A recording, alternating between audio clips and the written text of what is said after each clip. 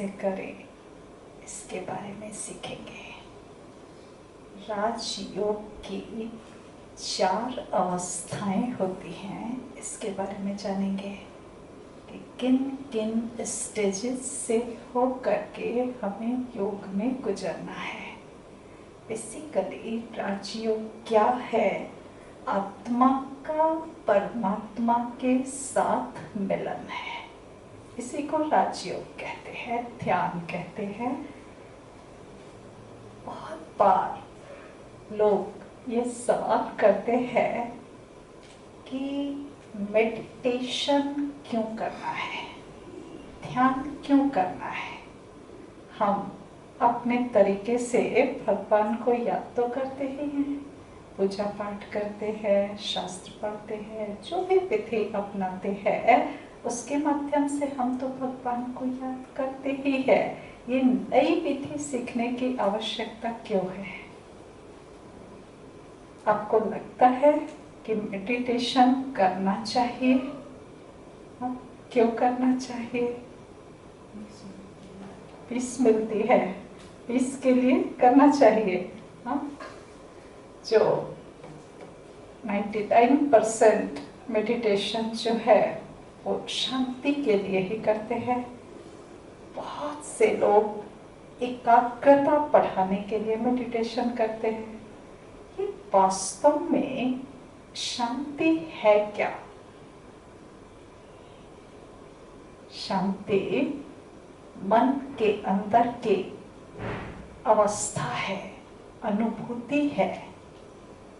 यदि मन को देखे तो कहते हैं कि मन एक सागर के समान है, और सागर यदि है तो सागर में लहरें भी होंगी, है ना? बिना लहरों के सागर नहीं हो सकता। तो लहरें जब होंगी तो शांति की अनुभूति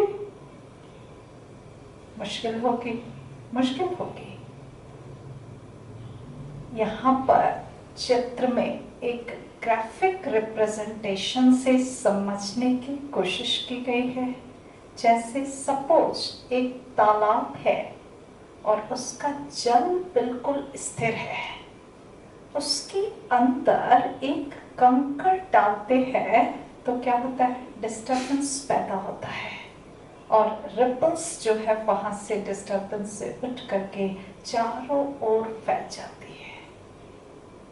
ठीक ऐसे ही हमारा मन यूं तो शांति रहता है, लेकिन जब इसके अंदर एक विचार आता है तो थोड़ी सी डिस्टर्बेंस होती है।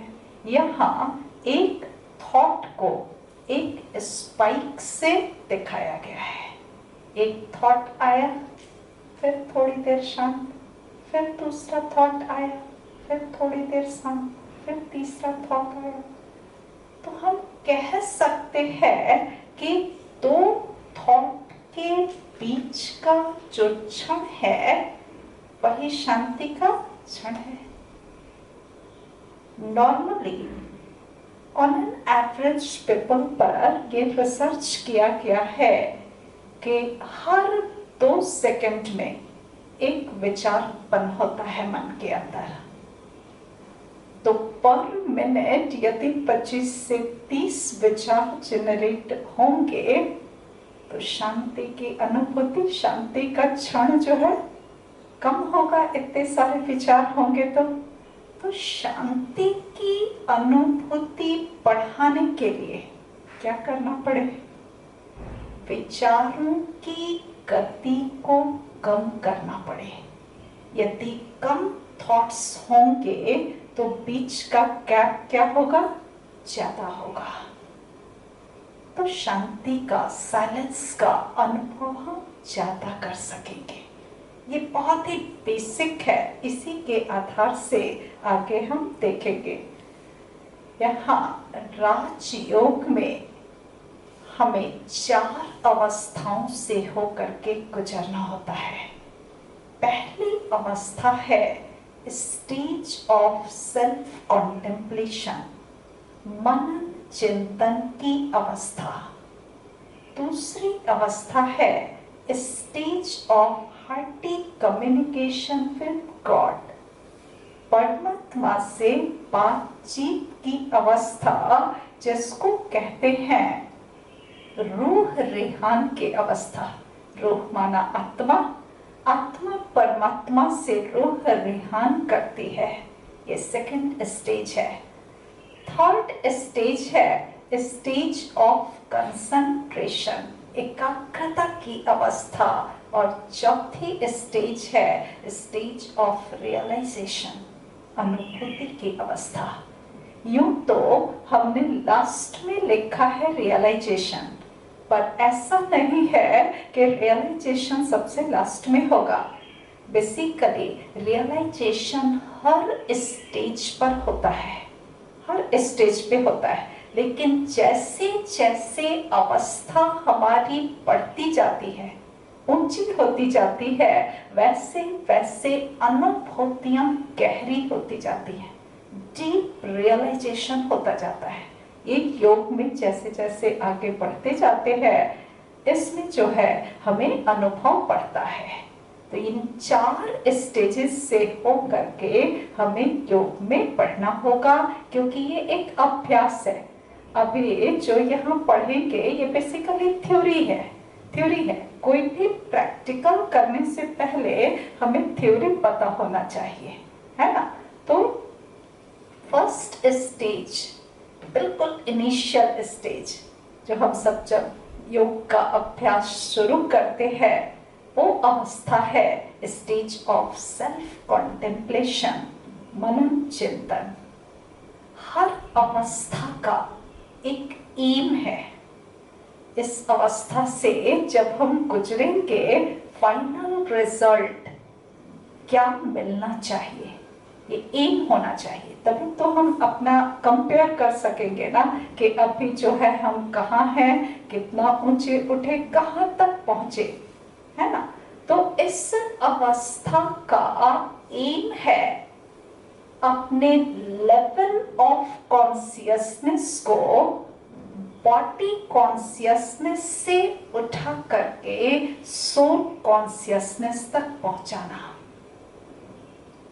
हमारी कॉन्शियसनेस अर्थात चेतना का स्तर देह अभिमान की स्थिति से देही अभिमानी अर्थात आत्म अभिमानी बनाना, सोल कॉन्शियस बनाना।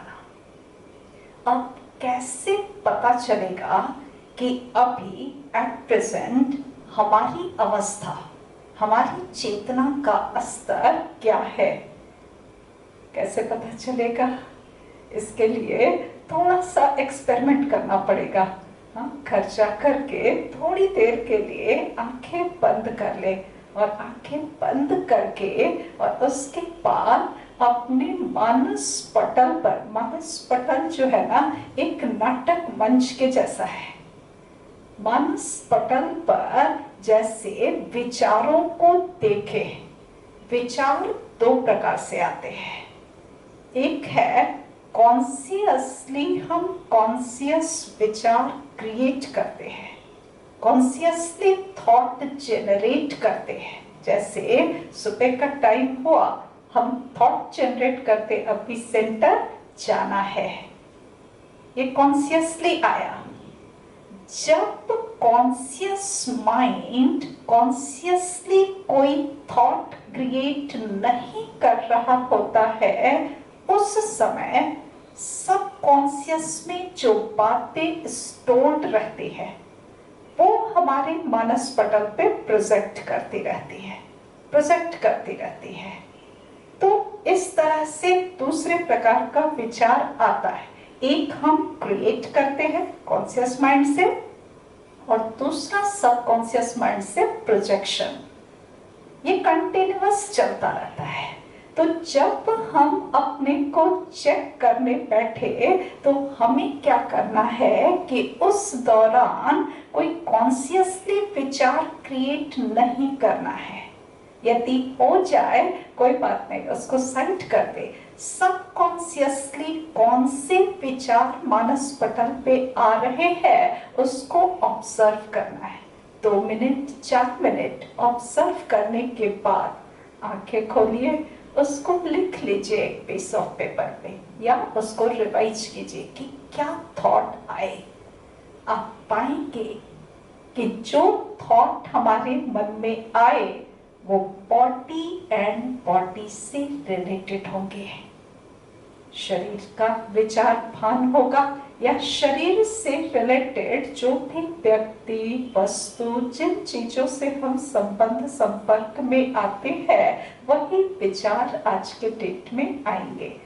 इससे ये पता चलता है कि हमारी अभी अवस्था बॉडी कॉन्शियसनेस की है। वही विचार तो आएंगे ना जो स्टोर्ड है ना। तो ये अवस्था है। अब हमें इस लेवल ऑफ कॉन्शियसनेस को चेंज करना है।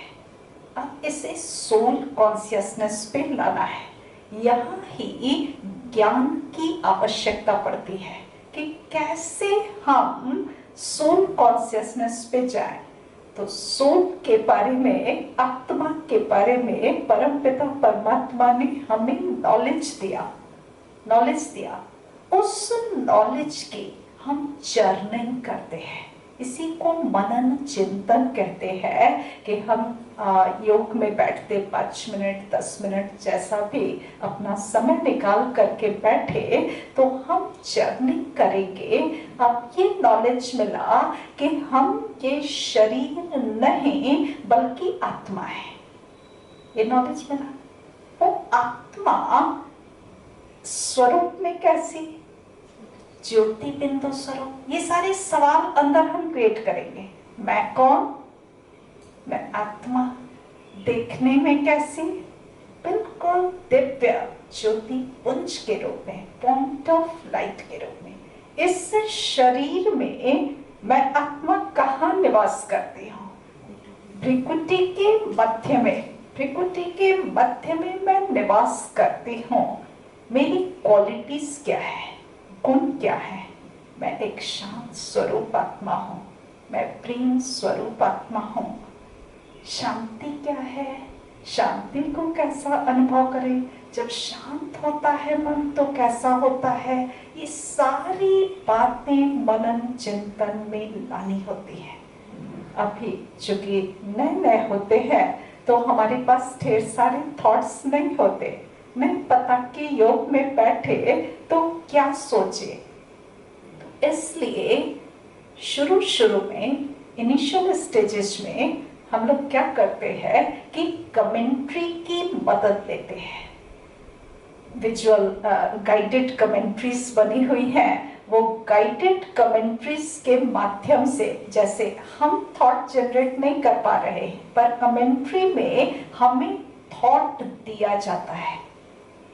थॉट जो वहां कहा जाता कमेंट्री में, उसे दोहराना नहीं है, उसे रिपीट नहीं करना, ये ऐसे ही समझना है, महसूस करना है कि वो थॉट हमने जनरेट किया। थोड़ी सी लर्निंग से ये समझ आने लगता। उस थॉट को हमें महसूस करना है, फील करना है। जैसे कहा जाए मैं शांत स्वरूप आत्मा हूं, तो इसे हम महसूस करें। तो धीरे धीरे बार बार के अभ्यास करने से हमारी चेतना का स्तर उठ करके बॉडी कॉन्शियसनेस से सोल कॉन्शियसनेस की ओर बढ़ेगा। पर ये फ्लक्चुएंट होगा। ऐसा नहीं कि हमने मेहनत करके सोल कॉन्शियसनेस अचीव कर लिया तो हमेशा ये बना रहेगा, नहीं। क्योंकि लंबे समय से अभ्यास है बॉडी कॉन्शियसनेस में रहने का, इसलिए हमें बार बार ये अभ्यास करना पड़ेगा। हर रोज अभ्यास करना पड़ेगा, चलते फिरते अभ्यास भी करना पड़ेगा। कहते हर घंटे 2 घंटे में एक बार भी ये छोटा सा रियलाइजेशन कर ले, चारों तरफ से बुद्धि हटा के, कि हम एक आत्मा है। तो वो भी जो है हमारे कॉन्शियसनेस को चेंज करता। तो ये छोटी छोटी मेहनत हमें अपने ऊपर करनी होगी, है ना, इससे हमारा स्टेज चेंज होगा। अब जब हमने ये देखा कि हमें ऐसे थॉट क्रिएट करने हैं, ऐसे आत्मा के गुणों से रिलेटेड थॉट क्रिएट करने हैं, तो ऐसा नहीं है कि हम थॉट क्रिएट करने बैठे तो वो सारे थॉट आने लगे या जो कमेंट्री में दी जा रही है उस पर बुद्धि एकाग्र हो जाए, ऐसा नहीं होता, मुश्किल आती है। यहाँ पर हमें थॉट्स के प्रकार जान लेना बहुत इम्पोर्टेंट है कि थॉट कितने प्रकार के होते हैं। क्यों? क्योंकि उसमें से किन थॉट्स को हमें मेडिटेशन के दौरान इंटरटेन करना है और किन थॉट्स को उस समय साइड कर देना है, किनारा कर देना है, ये उनके प्रकार को समझ लेंगे तो समझ के आधार से हम ये प्रैक्टिस कर सकते हैं। थॉट मुख्यतः 4 प्रकार के होते हैं। आवश्यक विचार, नेसेसरी थॉट, दूसरा है वेस्ट थॉट, अनावश्यक विचार या व्यर्थ के विचार, तीसरे प्रकार का विचार है नकारात्मक विचार, नेगेटिव थॉट, और चौथा है सकारात्मक विचार, पॉजिटिव थॉट। ये 4 मुख्य प्रकार है थॉट्स के। पहला है नेसेसरी थॉट, आवश्यक विचार। आवश्यक विचार किसको कहेंगे? किसको कहेंगे? जो हमारे दिन प्रतिदिन के रूटीन से रिलेटेड विचार हो। रूटीन, रोल एंड रिस्पॉन्सिबिलिटी, जो भी हमारा रोल मिला है उससे रिलेटेड जो विचार क्रिएट करेंगे। जो हमारी रिस्पॉन्सिबिलिटी है, जो भी कार्य धंधा हम करते हैं उसके प्रति हमारा कुछ उत्तरदायित्व है, तो उससे रिलेटेड जो भी विचार हम क्रिएट करते हैं ये विचार आवश्यक विचार होते हैं। ये आवश्यक विचार कितने % होते होंगे? यदि परसेंटेज में देखा जाए तो आवश्यक विचार कितने, जैसे कहा हर 2 सेकंड में एक विचार जनरेट होता है, तो इस तरह से दिन भर में कितने विचार जनरेट होते होंगे? 40 से 50 हजार ऑन एन एवरेज जनरेट होते हैं। इसमें से यदि 100 विचारों की एनालिसिस की जाए तो कितने विचार आवश्यक होते होंगे? देखा गया है कि लगभग 8% विचार जो है वो आवश्यक है। हम बहुत बिजी होते हैं, काम धंधे में लगे होते हैं, तो ऐसा समझते हैं कि हमारे 50% से ज्यादा विचार आवश्यक ही होते हैं, पर ऐसा नहीं है। ये 8% विचार ही आवश्यक विचार हैं। लगभग किसी के लिए 10% हो सकता है, तो ये अलग बात है। तो इन विचारों को क्या हम योग के दौरान पूरे 24 घंटे में से सपोज 10 मिनट्स के लिए हमने योग का समय निकाला है, क्या उस दौरान हम आवश्यक विचारों को पोस्टपोन कर सकते हैं? कर सकते हैं? हाँ, बिल्कुल कर सकते हैं। ये एक अभ्यास है, अभ्यास है। हाँ, इसके लिए कुछ प्रीरिक्विजिट्स है। प्रीरिक्विजिट्स क्या है कि जैसे जब हम योग शुरू करते हैं तो हमें या तो कोई काम कहीं फंसा करके योग में नहीं बैठना, जैसे कहीं कुछ काम लगा दिया कि ये चल रहा है उधर और योग में बैठ गए, तो वो बार बार मन आपका वहां जाएगा।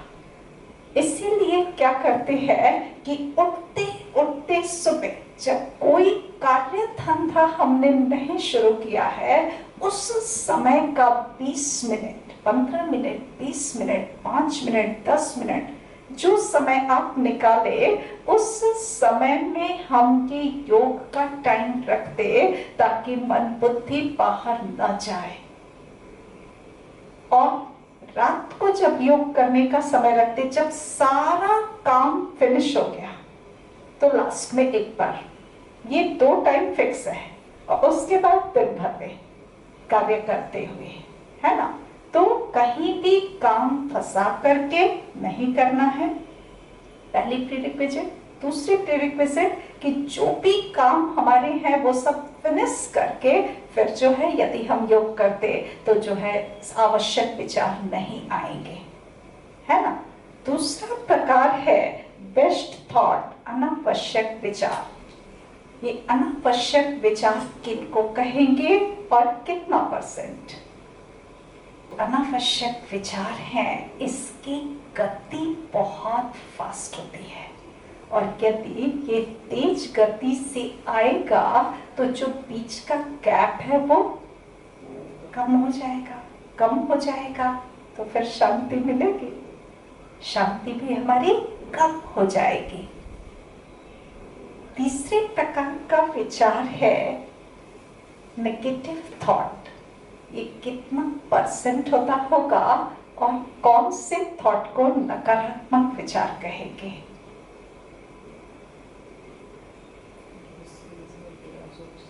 दूसरों के बारे में बुरा सोचना, हाँ, जैसे कहते वाइसेस बेस्ड थॉट। वाइसेस माना विकारों से संबंधित विचार। जो रावण के 10 सिर देखे ना, काम, क्रोध, लोभ, मोह, अहंकार, ईर्ष्या, द्वेष, घृणा, नफरत, ये सारे विचार जो है वो नकारात्मक की कैटेगरी में आएंगे। कितने % होते होंगे? बहुत ज्यादा। हाँ, ऐसा लगता, पर आप देखो 100 विचारों की एनालिसिस की तो उसमें 8% थॉट्स तो हो गए आवश्यक, 80% हो गए अनावश्यक, तो 88% तो हो गए। अब बचे 12 में से 8 to 10% थॉट्स जो हैं वो हमारे नकारात्मक विचार होते हैं। ये नकारात्मक विचारों की गति जो है वो बहुत ही केओटिक होती है। अनावश्यक विचार तो फास्ट गति से आते, शांति फिर भी है, थोड़ी सी अशांति है, लेकिन जब नकारात्मक विचार आते हैं तो इसकी गति बहुत ही केओटिक अर्थात अराजक रेट से आता है। कहते हैं कि एक नकारात्मक विचार मन से होकर के यदि गुजर जाता है, 2-3 बार गुजर जाए, तो समझो कि अगले फ्यू सेकंड्स में ये 300 बार गुजरने वाला है आपके अंदर से। इतनी अराजक रेट से आता है। गुस्से में लाल व्यक्ति को कभी देखा है? देखा है? वो आपकी बात सुनता है? नहीं सुनता। क्यों नहीं सुनता है? क्यों नहीं सुनता, कभी सोचा? क्योंकि सुनने के लिए, एक्टिव लिसनिंग के लिए हमारे अपने थॉट्स के बीच में गैप होना चाहिए। क्योंकि जिस समय ये बहुत इंपॉर्टेंट पॉइंट है हमारे आगे कंसंट्रेशन के लिए, कि जिस समय हम थॉट जनरेट कर रहे हैं उस समय हम सामने वाले की बात नहीं सुन सकते। बीच में गैप होगा तभी हम सामने वाले की बात को सुन सकते हैं, समझ सकते हैं। यहाँ पर कोई गैप है नहीं, इसलिए बिल्कुल भी हम दूसरों की बात नहीं समझ सकते। इसीलिए गुस्से वाला व्यक्ति कहता भी है मुझे किसी का नहीं सुनना, सुनता ही नहीं सुन सकता।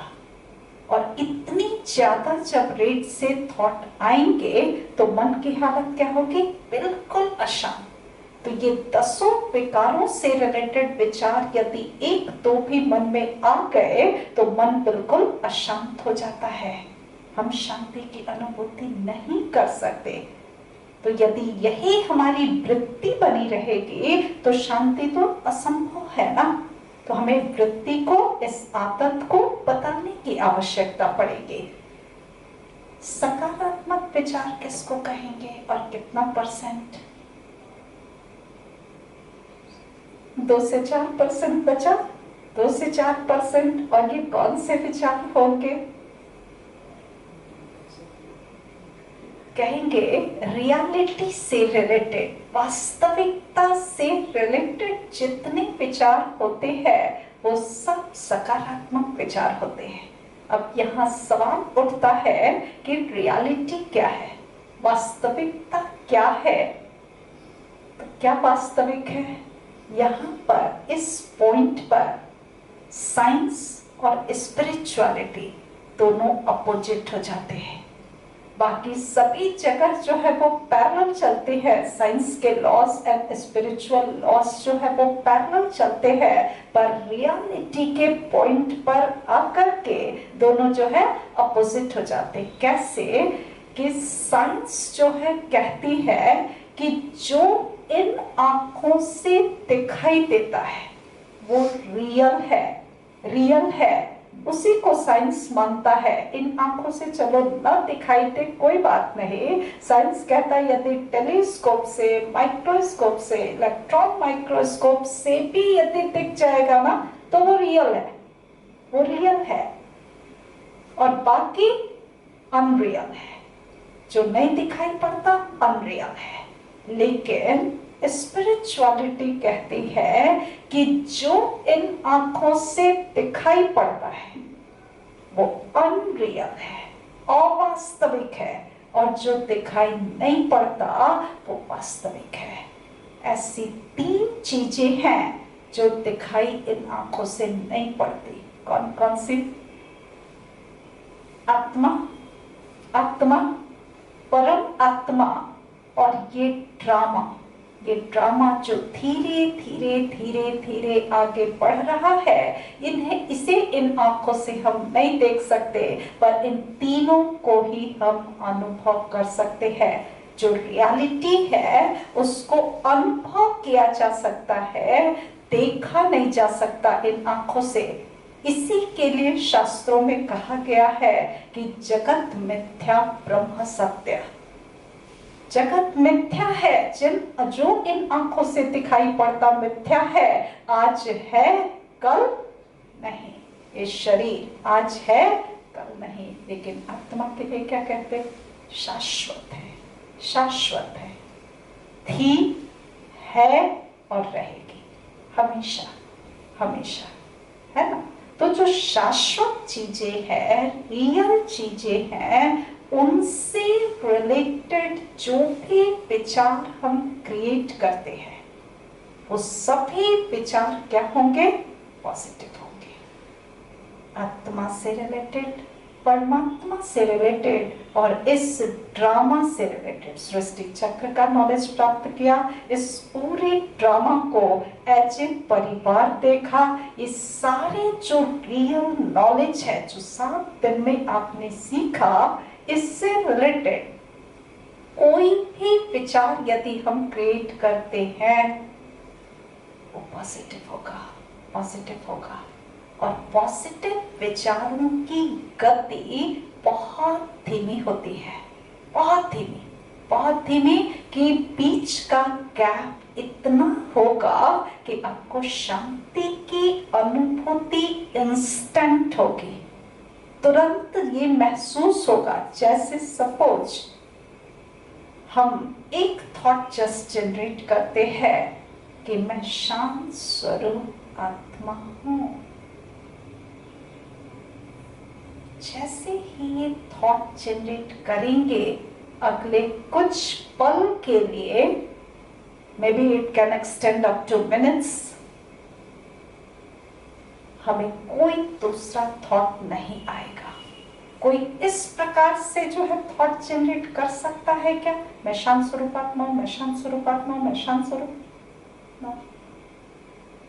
एक जहां ये थॉट जनरेट किया, अगले कुछ पलों के लिए बिल्कुल थॉटलेस हो जाएंगे। ये पॉजिटिव थिंकिंग का इफेक्ट है कि मन बिल्कुल शांत हो जाता, क्योंकि सेकंड थॉट आने में काफी समय लगता है।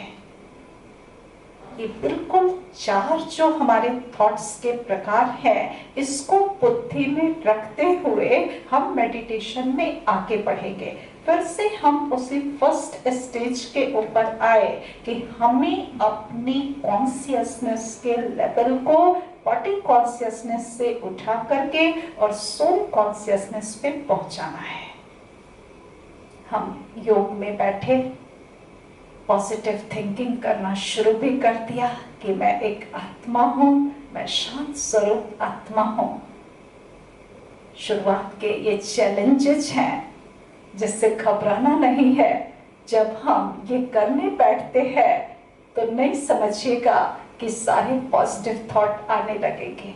एक पॉजिटिव थॉट क्रिएट करेंगे तो उसके साथ जो है कई नेगेटिव थॉट अंदर से निकलेंगे। जैसे ही आप कहेंगे मैं शांत स्वरूप आत्मा हूं, अंदर से आवाज आएगी, दिन भर तो चिल्लाती रहती हूँ। आप कहेंगे मैं पवित्र आत्मा हूँ, मैं परम पवित्र आत्मा हूँ, ये थॉट जनरेट किया, उसको फील करने की कोशिश किए। तो योग के दौरान ऐसा भी होगा कि अपने इस जन्म में जितनी अपवित्रता के कार्य किए होंगे वो सब सामने से आकर के और आपको ललकारेंगे। घबराना नहीं है, घबराना नहीं है। क्यों?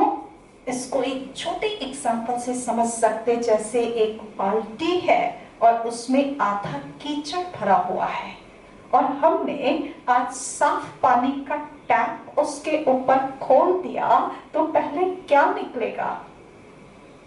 कीचड़ ही बाहर आएगा ना। जब तक हमने पानी का टैप नहीं खोला था तब तक तो वो कीचड़ स्थिर पड़ा हुआ था, लेकिन जैसे ही साफ पानी का टैप खोला ये कीचड़ बाहर। घबरा करके यदि नल बंद कर दिया तो फिर से कीचड़ ऐसे ही रह जाएगा। तो नल बंद नहीं करना है, कीचड़ को निकल जाने दीजिए। ठीक ऐसे ही हमारे सबकॉन्शियस माइंड में पिछले 63 जन्मों का 2500 साल का किचड़ा जमा हुआ है। नेगेटिव थॉट्स जमे हुए हैं, अनावश्यक विचार जमे हुए हैं, भय डर सब कुछ अंदर बैठा हुआ है। जब हम योग में बैठते हैं तो ये योग जैसे कि साफ पानी का टैप ऑन किया तो जो अंदर जो किचड़ा भरा है वो क्या होगा? स्प्लैश होकर के बाहर निकलेगा। जब तक इसको छेड़ नहीं रहे थे, जब तक इन्हीं विकारों के साथ जी रहे थे, कोई प्रॉब्लम नहीं थी। लेकिन आज जब हम ये परिवर्तन करने के लिए आगे बढ़ रहे हैं तो ये विकार सामने आकर के, ये गंदगी सामने आकर के सामना करेगी। तो इससे घबराना नहीं है। सत्य पिता के सामने बैठे हैं, सब कुछ परमात्मा को अर्पित कर देना है। जो ऐसे उल्टे पुल्टे विचार भी मन में आ रहे हैं वो परम पिता परमात्मा को अर्पित कर दो, क्योंकि परमात्मा यही सब हमारे अंदर से निकालने के लिए आया हुआ है, लेने के लिए आया हुआ है। इसीलिए उनको नीलकंठेश्वर भी कहते हैं। परमात्मा को नीलकंठेश्वर क्यों कहते हैं? क्योंकि वो हमारे अंदर के विकारों को पी जाता है, ऐसा दिखाते शास्त्रों में। इसलिए हमें घबराना नहीं है, हमें आगे बढ़ना है योग में। धीरे धीरे धीरे धीरे मन के अंदर का किचड़ा जो है वो साफ हो जाएगा। इसीलिए कहते हैं meditation is a cleaning process. मन में जो गंदगी भरी हुई है उसको वो बिल्कुल क्लीन कर देता, साफ कर देता है। शुरू में जब हम ये प्रोसेस शुरू करते हैं तो ढेर सारे सिम्टम्स दिखाई पड़ सकते हैं। औरतों को होता है, कहते हैं कि जब हम योग में बैठते हैं ना, हेडेक होने लगता है।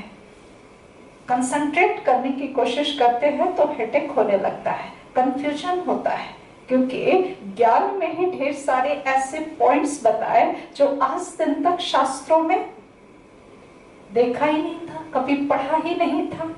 तो ये सारे भी कंफ्यूजन के पॉइंट्स हैं।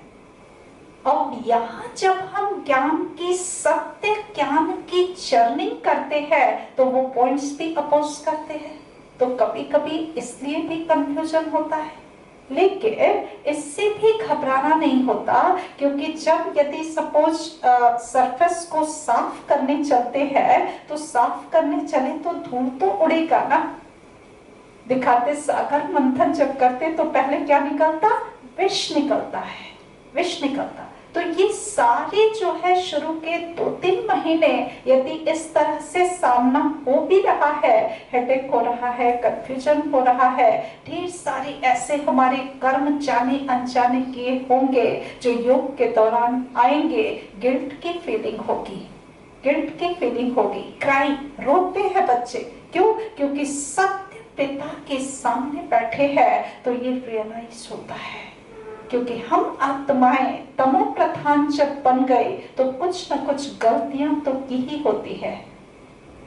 तो ये सारी रियलाइजेशन जो है वो शुरुआत में योग के दौरान होंगी, लेकिन ये धीरे धीरे क्लीन हो जाएंगी, आत्मा साफ होती जाएगी तो उसकी चमक जो है वो बढ़ेगी। इसलिए शुरू के ये टेस्टिंग पीरियड में घबरा करके योग छोड़ना नहीं होता है, परसिस्ट करना है, सफाई जो है वो उसका कार्य जारी रहना चाहिए, क्लीनिंग होते रहना चाहिए। एक बहुत इम्पोर्टेंट इस फर्स्ट स्टेज को जब हम कर रहे होते हैं कि अपने कॉन्शियसनेस को बार बार बॉडी कॉन्शियस से हटा करके, चारों तरफ से मन बुद्धि को हटा करके हम अपने ऊपर केंद्रित करते हैं, जिसको कि कल बताया, देह सहित देह के सब संबंधों को छोड़ अपने को आत्मा समझ, ये फर्स्ट स्टेज है, फर्स्ट स्टेज है। तो जब ये कार्य हम कर रहे होते हैं तो ये सारे थिंकिंग प्रोसेस कहाँ चल रहे थे, मन के अंदर। हमने कहा कि मन में आप थॉट जनरेट करो कि मैं आत्मा हूं। उस समय बुद्धि क्या कर रही थी, आत्मा के अंदर मन बुद्धि संस्कार 3 चीजें हैं। बुद्धि का काम क्या है, फर्स्ट डे आत्मा के चैप्टर में बताया था, बुद्धि का काम क्या है। बुद्धि का काम था एक तो निर्णय लेना, और दूसरा इक्वली इम्पोर्टेंट कार्य बताया था विजुअलाइजेशन, देखना। बुद्धि को ही तीसरा नेत्र कहते हैं, और उस तीसरे नेत्र से हम देखने का काम करते हैं। इसी को योग में यूज करना है, इस विजुअलाइजेशन पावर को योग में यूज करना। हम एक बहुत कॉमन गलती क्या कर देते हैं कि सिखाया जाता है तो मन में थॉट जनरेट करना तो शुरू करते हैं, बैठते हैं योग में और हम कहते हैं मैं शांत स्वरूप आत्मा हूं, मन को डायरेक्शन दे दिया, लेकिन बुद्धि को कोई डायरेक्शन नहीं मिला कि बुद्धि को क्या करना है। तो देखिए, जिसका जो काम होता है वो अपना काम करता ही करता है। तो जैसे बुद्धि का काम है देखना, बुद्धि का काम है देखना, तो वो देखने का काम करेगी। अब क्या देखेगी ये डिपेंड करता कि आत्मा ने बुद्धि को ऑर्डर क्या देखने को किया है। तो यदि कोई ऑर्डर नहीं मिला है तो वो अपने कार्य धंधा की जो भी बातें होंगी उसको देखेंगी। तो जब हम जो कार्य करते हैं तो बुद्धि वहां चली जाती, वहां का दृश्य देखती है, और बुद्धि वहां का जैसे ही दृश्य देखती है तो मन जो है वो छोटा भाई है बुद्धि का, मन उसके पीछे भागता है और फिर वही थॉट क्रिएट करता है जो दृश्य उसने देखा, बुद्धि ने देखा। तो सीक्वेंस योग में क्या हो जाता, हम कहते मैं शांत स्वरूप आत्मा हूं, बैठे योग में मैं शांत स्वरूप आत्मा हूं। उसके बाद क्या आएगा, बुद्धि ने हमारे कार्य क्षेत्र का दृश्य देखा। तीसरा जो अगला थॉट आएगा वो होगा कि ये यहाँ ऐसा क्यों हो रहा है। तो हम क्या कहते हैं कि हमारा मन जो है वो योग में लगता नहीं, बाहर भाग जाता है। तो बेसिकली मन बाहर नहीं भागता, पहले कौन भागा, बुद्धि, बुद्धि बाहर गई इसलिए मन चला गया। तो यहाँ एक बहुत बड़ा प्रिकॉशन है जो कि हमें ध्यान देना है कि योग के दौरान जैसे मन को ऑर्डर करते हैं कि तुम ये सोचो, थॉट क्रिएट करो, उसी के साथ बुद्धि को भी ऑर्डर करना है कि मन जो थॉट क्रिएट कर रहा है ना, उसको तुम देखो। अब ये सीक्वेंस चेंज हो जाएगा।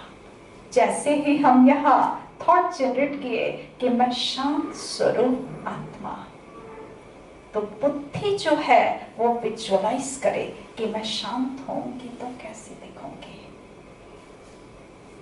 हमने जैसे ही थॉट क्रिएट किया परम धाम, तो बुद्धि के नेत्र से हमें परम धाम का दृश्य दिखाई पड़ना चाहिए। हमने देखा, थॉट क्रिएट किया परम धाम में शिव बाबा, हमें बुद्धि के नेत्र से Shiv Baba as a point of light दिव्य ज्योति बिंदु के रूप में परम धाम में दिखाई पड़ना चाहिए। इससे फायदा क्या होगा कि जिस चीज को हम बुद्धि के नेत्र से देख लेते हैं, वो मन को अनुभव करना आसान हो जाता है। मन उसकी अनुभूति बहुत सहज कर लेता है। इसीलिए मन और बुद्धि दोनों को पैरेलल योग में लगा रहना चाहिए, तो अनुभव करना बहुत आसान हो जाता है। ये फर्स्ट स्टेज पर बहुत बहुत मेहनत की आवश्यकता है। इसमें श्रम साध्य मेहनत चाहिए, क्योंकि फर्स्ट स्टेज पर जब हम मेहनत कर लेते हैं धैर्य रख करके, तो आगे के स्टेजेस बहुत आसान हो जाते हैं। इसलिए फर्स्ट स्टेज पे हमने काफी समय लिया, हमने बहुत अपने ऊपर मेहनत की, अच्छा मेहनत किया योग में आगे बढ़ने के लिए। अब जो है पहले 5 मिनट, 10 मिनट, 20 मिनट का समय मेहनत लगता था हमें जो है बॉडी कॉन्शियसनेस से सोल कॉन्शियसनेस में आने में। अब 2-4-6 महीने की मेहनत के बाद जब हम योग में बैठे, 1 सेकंड में एक थॉट जनरेट किया, मैं आत्मा, 1 सेकंड में टिक जाएंगे। ये हमारी मेहनत का परिणाम है कि हम सोल कॉन्शियस हो जाते हैं। अब इससे आगे सेकंड स्टेज में बढ़ेंगे, है हार्टी कम्युनिकेशन विद गॉड। इस स्टेज का एम है हमारी चेतना के स्तर को सोल कॉन्शियसनेस से उठा करके गॉड कॉन्शियसनेस पे ले जाना। आत्म अभिमानी अवस्था से परमात्मा अभिमानी अवस्था को प्राप्त करना। पहली स्टेज की जो जर्नी थी उसको कहा जाता है अंतर जगत की यात्रा। माना जो मन बुद्धि बाह्य जगत में भटकती रहती है, वहां से हम अंतर जगत में जाते हैं, और दूसरे स्टेज की यात्रा को कहते हैं ऊपर के जगत की यात्रा। सोल कॉन्शियस से गॉड कॉन्शियसनेस पे पहुंचना। सोल कॉन्शियसनेस हमने कैसे अचीव किया? बार बार मन बुद्धि में ये थॉट जनरेट करके, अनुभव करके कि मैं ये शरीर नहीं लेकिन आत्मा हूँ। आत्मा, आत्मा के गुणों का चिंतन करते करते हम सोल कॉन्शियस तक पहुंचे। तो सोल कॉन्शियस से गॉड कॉन्शियस पे कैसे पहुंचेंगे? बार बार परमात्मा, परमात्मा के गुणों का चिंतन करके। परमात्मा कौन? उनका नाम क्या है? वो रहते कहाँ हैं? उनके गुण क्या है? उनके कर्तव्य क्या है? इस ड्रामा में परमात्मा का रोल क्या है? ये सारी चीजों का बार बार बार बार चिंतन करना, विजुअलाइज करना, उसको अनुभव करना। परमपिता परमात्मा शिव हमारा पिता है, उनके साथ संबंधों को याद करना, संबंधों की अनुभूति करना। वो हमारा माता पिता है, वो हमारा टीचर है, वो सदगुरु है, सखा है, दोस्त है, बच्चा है हमारा। अलग अलग संबंधों से परमात्मा को याद करते हैं, महसूस करते हैं, तो हमारी कॉन्शियसनेस का लेवल गॉड कॉन्शियसनेस पे होता। हम चेक कैसे करें कि हमारी चेतना का स्तर चेंज हुआ है या नहीं। जैसे कहा कि बिल्कुल इनिशियल स्टेज में, आज के डेट में चेक करो जाकर के, तो रिजल्ट आया कि हम बॉडी कॉन्शियस हैं, क्योंकि हमारे मनस पटल पे कंटिन्यूअस जो है वो बॉडी कॉन्शियसनेस के थॉट्स चल रहे थे। 2006 महीने के बाद इस श्रम साध्य अभ्यास के बाद चेक करेंगे तो आप पाएंगे कि हम जो है आत्मा आत्मा के गुणों में विचरण कर रहे हैं। इससे पता चलता कि हम सोल कॉन्शियस के स्टेज में जी रहे हैं। अब जब और अवस्था अच्छी होती चली जाती है, हम गॉड कॉन्शियस पे पहुंचते हैं। अब ये गॉड कॉन्शियसनेस कैसे जो है वो पता चलेगा, ये हमारी वृत्ति से झलकता है। परमात्मा जो है वो विधाता है, वरदाता है। परमात्मा की क्वालिटी आत्मा से झलकने लगे। दातापन का गुण, वरदातापन का गुण, ये सब झलकता है। इस सोल कॉन्शियसनेस से भी ऊंची अवस्था गॉड कॉन्शियसनेस की है कि कोई भी आत्मा यदि हमारे कांटेक्ट में आ जाए तो वो कुछ बिना लिए हुए हमसे न जाए। ये दातापन, ये शुभ भावना, शुभ कामना अंदर से जनरेट हो कि ये आत्मा भी ये जो है परमात्मा का प्यार पाले। मेरे मुख से एक दो शब्द भी ऐसे निकल जाए, ये सब ऑटोमेटिक होगा, एक दो शब्द भी ऐसे निकल जाए जो इस आत्मा के लिए वरदान साबित हो जाए। ऐसी वरदान प्राप्त की हुई ढेर सारी आत्माएं हैं। तो ये दातापन, वरदातापन के संस्कार आत्मा के अंदर से झलकने लगते हैं, शुभ भावना, शुभ कामना झलकने लगती है। इससे पता चलता गॉड कॉन्शियस के लेवल पे जी रहे हैं। और जब हम गॉड कॉन्शियसनेस के लेवल पे जी रहे होते हैं तो परमात्मा से कम्युनिकेशन बहुत आसान हो जाता है। हम परमात्मा से इस स्टेज पर बातें कर सकते हैं। क्या बातें करेंगे, कैसे बातें करेंगे भगवान से? अपने दिल की बात, कोई फिक्स नहीं, वो फिक्स प्रोटोटाइप की ये मंत्र जपना है ऐसा नहीं। हमारी पर्सनल लाइफ अलग, आपकी पर्सनल लाइफ अलग, एक एक इंडिविजुअल आत्मा की पर्सनल अपनी बातें पर्सनल होंगी। तो जब पिता परमात्मा है तो हर एक बच्चा जो है अपनी लैंग्वेज में बात करेगा, अपनी बात करेगा। वो अपनी बात करने के लिए, स्व उन्नति के लिए बैठा है ना? तो अपनी बात करते, अपनी भाषा में बात करते। और कैसे बातें करते? संकल्पों। साधन क्या है? संकल्पों के द्वारा। संकल्पों के द्वारा हमारे मन में सपोज कोई प्रश्न है तो हम क्या करेंगे? एक संकल्प क्रिएट करेंगे। वो संकल्प यहाँ से जाएगा, परम पिता परमात्मा हमारा पिता है उसको टच करेगा। परमात्मा चूंकि हमारा पिता है, वो रिस्पॉन्सिबल है बच्चे के मन में उठे हुए हर प्रश्नों का उत्तर देने के लिए। पिता रिस्पॉन्सिबल है, वो उत्तर देता है। कैसे उत्तर देगा? कैसे उत्तर देगा? संकल्पों के ही माध्यम से दे सकता है ना, क्योंकि जब हम आत्मा संकल्प जनरेट कर सकते हैं तो क्या परम आत्मा संकल्प जनरेट नहीं कर सकते?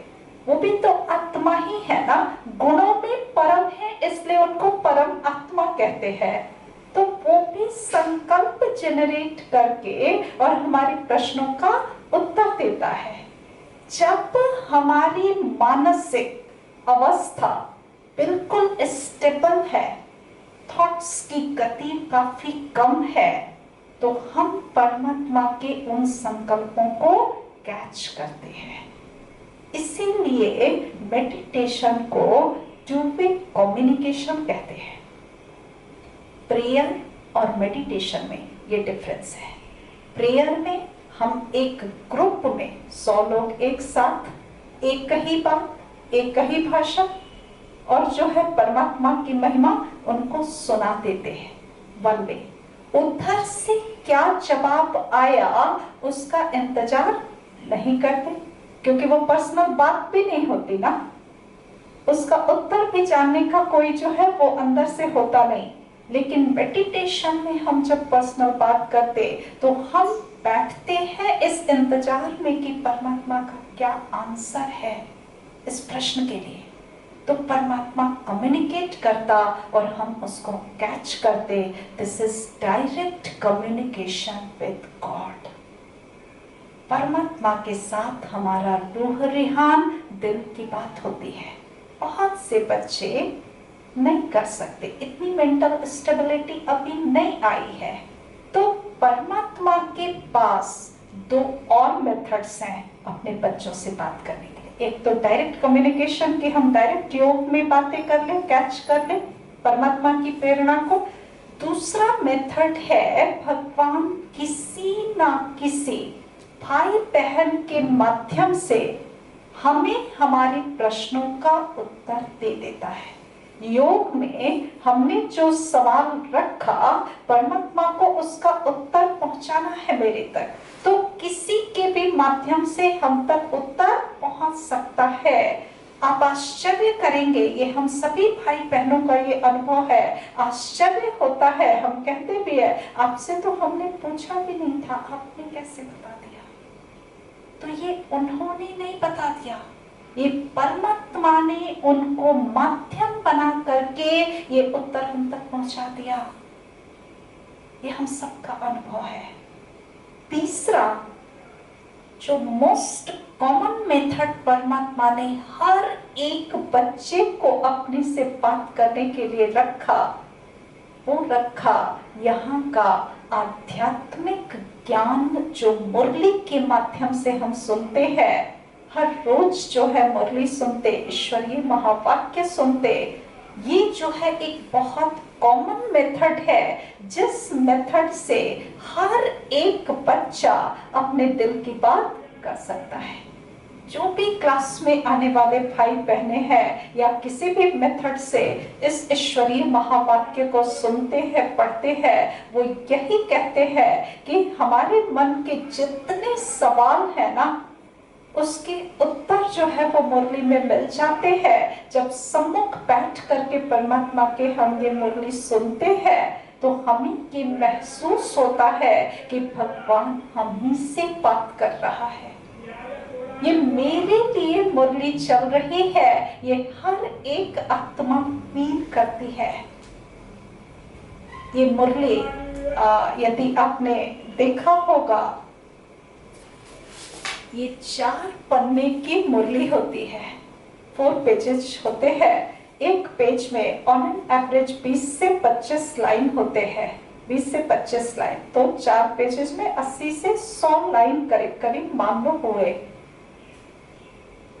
यदि सपोज हर एक आत्मा के अंदर एक प्रश्न एक दिन में जनरेट होता है, एक से ज्यादा ही होते होंगे, एवरेज एक प्रश्न ले रहे हैं और मान लो 10 लाख आत्माओं ने एक एक प्रश्न भगवान से पूछा और उन 10 लाख प्रश्नों का उत्तर इस 100 लाइन की मुरली में हर एक आत्मा को प्राप्त हो जाना, ये हर एक आत्मा महसूस करती कि मेरे प्रश्न का उत्तर आज की ही मुरली में या 1-2 दिन अगली मुरली में हमें मिल जाता है। तो इतने सारे प्रश्नों का जवाब इस 4 पन्ने की मुरली में होना ये कोई साधारण मनुष्य का काम नहीं है। ये गागर में सागर समाना, ये जो है वो ईश्वर का ही काम हो सकता है, किसी इंसान का नहीं। ये हम बच्चे फील करते हैं, ये फील करते हैं कि परमात्मा हम सब का उत्तर जो है इस मुरली के माध्यम से देता है। तो ये जो है ये बिल्कुल समझो जैसे डायरेक्ट कम्युनिकेशन विद गॉड होता है, और हम बातें कर सकते हैं अपने दिल के इस मुरली के भी माध्यम से। तो ये सेकंड स्टेज हुआ। इससे भी एक स्टेज और आगे बढ़ते हैं, परमात्मा से हमारी बातचीत हो गई, जो भी मन में दुविधाएं थी सब कुछ जो है वो पूछ लिया, लेकिन फिर भी बच्चे को सपोज बच्चा बहुत प्रश्न करता है, माता पिता जो है उसका उत्तर दे करके मन उसका शांत करके ठोक करके सुला देते हैं, क्या अगले दिन वो प्रश्न नहीं पूछता? फिर से वो एक नए प्रश्न के साथ जो है वो जगता है ना। तो परमात्मा भी हमारा माता पिता है, वो हमारे हर प्रश्नों का उत्तर देता है, फिर भी मन में कुछ कुछ प्रश्न रहते हैं, वो हम पूछते। मान लो सपोज हमें सभी प्रश्नों का उत्तर मिल गया, अब हमने ये कला भी सीख ली, सिर्फ बैठ के ही योग नहीं करेंगे, अब हम चलते फिरते उठते बैठते भगवान से बातें कर सकते हैं। तो कितनी बातें करेंगे? सपोज सारी बातें हो गई, तो क्या अगले दिन फिर योग में नहीं बैठेंगे? बैठेंगे, एक और ऊंची अवस्था के साथ। मन में कोई हलचल नहीं है, मन में कोई प्रश्न नहीं है, फिर भी हम योग में बैठते हैं, अपने आप को आत्मा निश्चय करते हैं, चारों तरफ से बुद्धि हटा करके मैं आत्मा और परम धाम में पिता परमात्मा के सामने बैठी हूँ। बिल्कुल ये विजुअलाइज करते हैं, कोई हलचल नहीं, कोई सेकंड थॉट नहीं, बिल्कुल जैसे आत्मा परमात्मा के साथ जुड़ी हुई।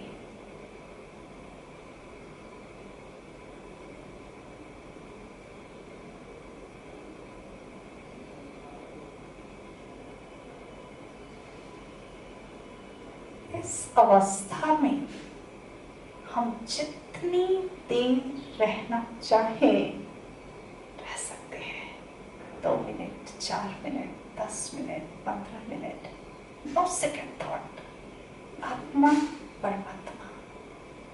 इसी को अलग अलग नाम से जाना जाता, कभी कोई एकाकार हो जाना कहते, कोई लीन हो जाना कहते हैं।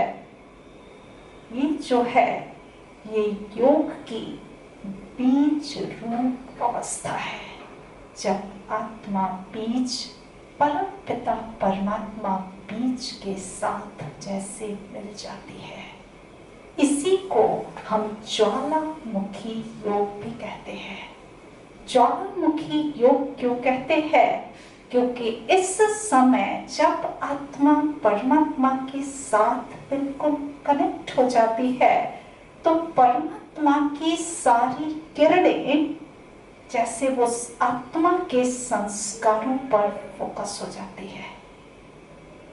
यही राजयोग का लेंस है, जिससे कि हमारे विकर्म विनाश होते हैं और सारे पॉजिटिव जो परमात्मा के गुण है वो हम आत्माओं के अंदर भरते जाते हैं। ये अवस्था कंसंट्रेशन की अवस्था कहलाती है, एकाग्रता की अवस्था कहलाती है, और इसके अंदर कोई थॉट नहीं होता। ये डेड साइलेंस की जैसे अवस्था है, डीप साइलेंस की अवस्था है। इस अवस्था को यदि 2, 4, 10 मिनट के लिए भी अनुभव कर लिया तो हमारी एकाग्रता की शक्ति इतनी बढ़ जाती है। इसके हर फील्ड में बेनिफिट्स हैं, हर फील्ड में। कुछ एक बेनिफिट्स यदि इसके देखे जाएं तो हाई आईक्यू, हमारा IQ इंटेलिजेंस क्वोशिएंट बहुत हाई हो जाता है। पहले के जमाने में ऐसा सोचते थे कि जो बच्चा बहुत सोचता है, तेज दिमाग चलाता है, वो जो है बहुत तेज है। लेकिन बाद में ये पाया गया कि जो बच्चा कम सोचता है, जिसकी एक्टिव लिसनिंग की कैपेसिटी ज्यादा है, माना दो थॉट के बीच का स्पेस यदि हमारा ज्यादा है, तो सामने वाले की बात को हम अच्छी रीति सुन सकते हैं।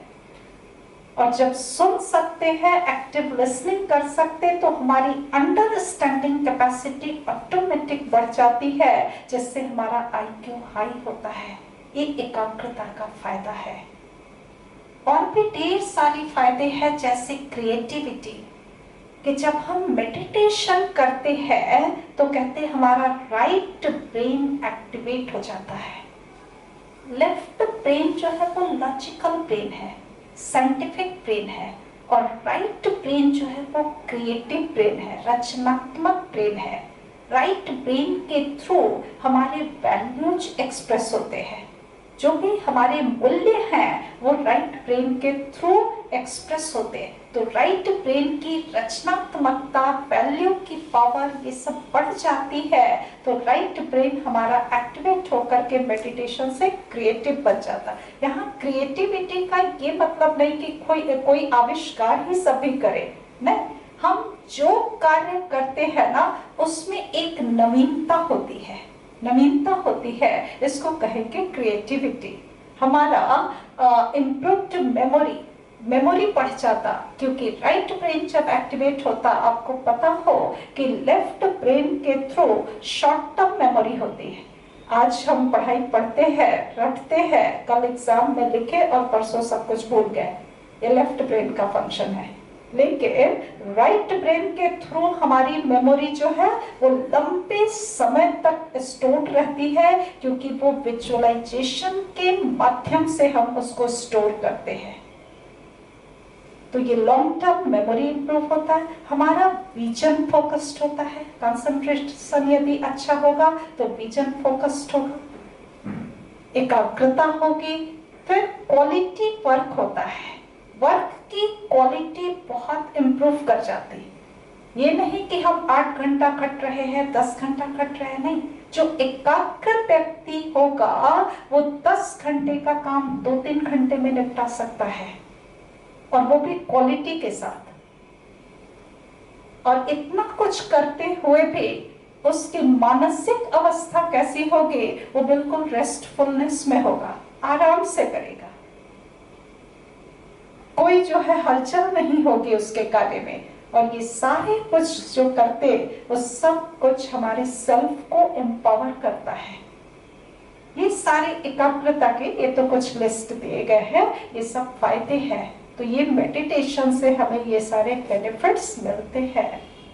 जब हम कंसंट्रेशन के स्टेज में पहुंचते हैं, अर्थात आत्मा परमात्मा परम धाम में, अब जो है 3 अवस्थाओं को जब हम पार कर लेते हैं, तो चौथी अवस्था, बेसिकली इसको शब्दों में वर्णन करना तो मुश्किल है, ये चौथी अवस्था रियलाइज करने की अवस्था होती है, जैसे कि ऐसा महसूस करती है आत्मा कि परमात्मा की सारी किरणें, सारी शक्तियां मेरे ऊपर आ रही है, बरस रही है। अभी जैसे योग करते हैं तो कहते हैं आप विजुअलाइज करो, आप देखो कि परमात्मा की किरणें मुझ पे बरस रही है। तो ये विजुअलाइज करना, लोग कहते भी है, आप लोग बैठ करके इमेजिन करते हो क्या कि हम आत्मा परमात्मा? तो ये बेसिकली इमेजिन की बात नहीं है, ये स्टेप्स है ना। सबसे पहले हम बैठ करके अपने मानस पटल पे ये जरूर दृश्य इमेजिन ही करेंगे। पहले इमेजिन करते हैं, imagination, and then visualisation, and then realisation. This is the step कि पहले हम उसको इमेजिन कर किया हमने, फिर विजुअलाइज किया, तो जो सत्य है, जिस सत्य को हमने विजुअलाइज किया वो रियलाइजेशन में आएगा ही आएगा।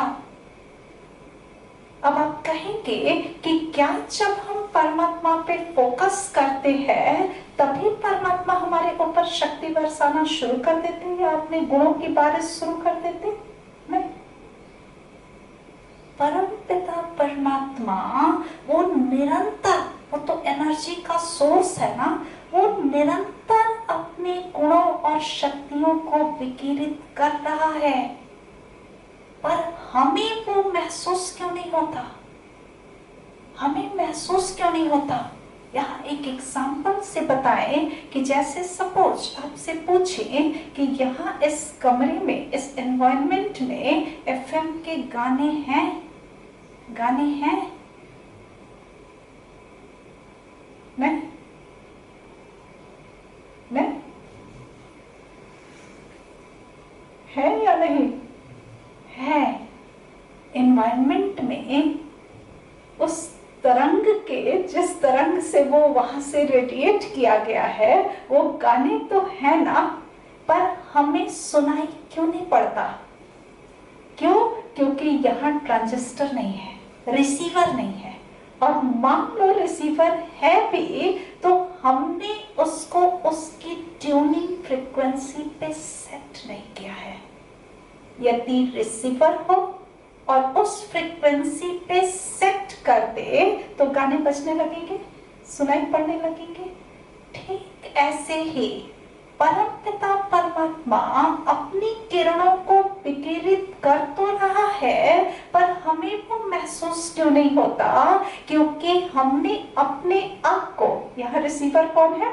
हम हैं, तो हमने अपने आप की ट्यूनिंग परम पिता परमात्मा के फ्रीक्वेंसी पर नहीं सेट किया। यदि उस फ्रीक्वेंसी पर सेट कर दे तो वो टैप हो जाएगा, वो सारी एनर्जी हम टैप कर सकते हैं, उसे महसूस कर सकते हैं। तो इस तरह से परमपिता परमात्मा से सभी दिव्य गुण, सारी शक्तियां हम जो है वो ले सकते हैं, अर्थात आत्मा रूपी बैटरी को हम चार्ज कर सकते हैं। ये रियलाइजेशन जो है वो इस जीवन की आई थिंक अल्टीमेट अवस्था है जिसको एक आत्मा पाना चाहती है, पर रास्ता नहीं पता। ये नहीं पता कि इस विधि को कैसे अपने जीवन में अपनाएं, इसलिए मनुष्य खोज में भटकते रहते हैं।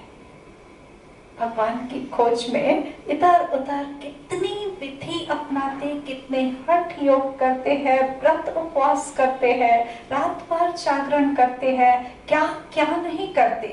तीर्थों पर कहां कहां पहाड़ों की कितनी दूरियां जो है तय करके हम जाते हैं, फिर भी वापस वैसे कोई प्राप्ति नहीं, या अल्पकाल की थोड़ी प्राप्तियां हो जाती है।